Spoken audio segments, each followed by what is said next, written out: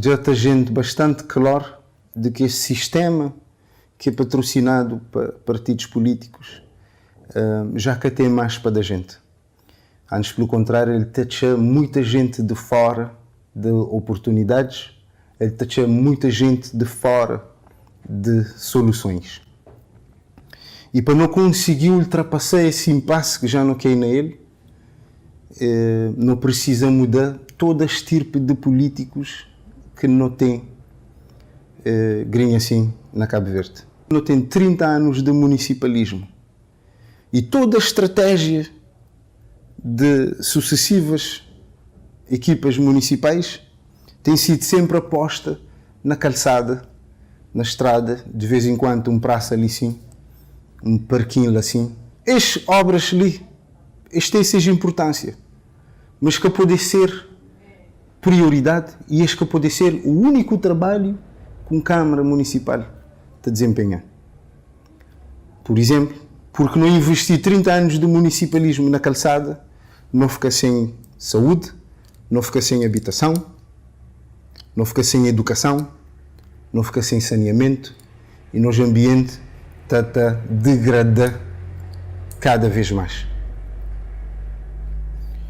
Burocracia é cheio, é demasiado e corrupção nem se fala qual é que é níveis de corrupção que nós vivemos hoje na Cabo Verde.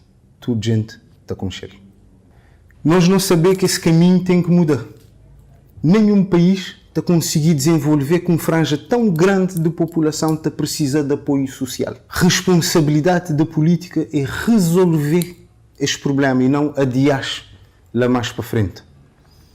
Quando a gente a fazer política que calçada, cesta básica e materiais de construção, está a ficar gente claro que nunca tem soluções de lá de onde é que está também esse tipo de atuação política.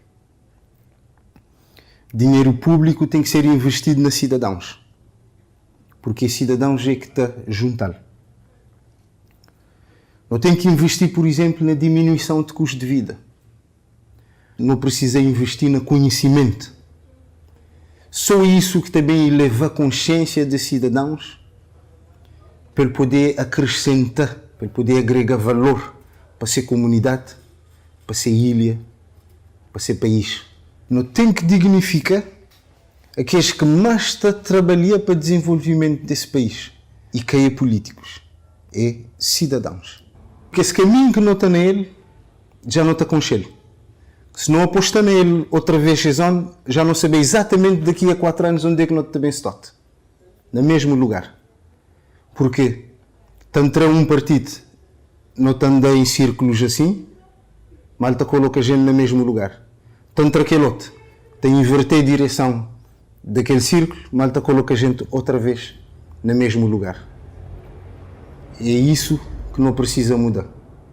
Não precisa agora optar por um caminho diferente, para poder levar a gente para um lugar diferente.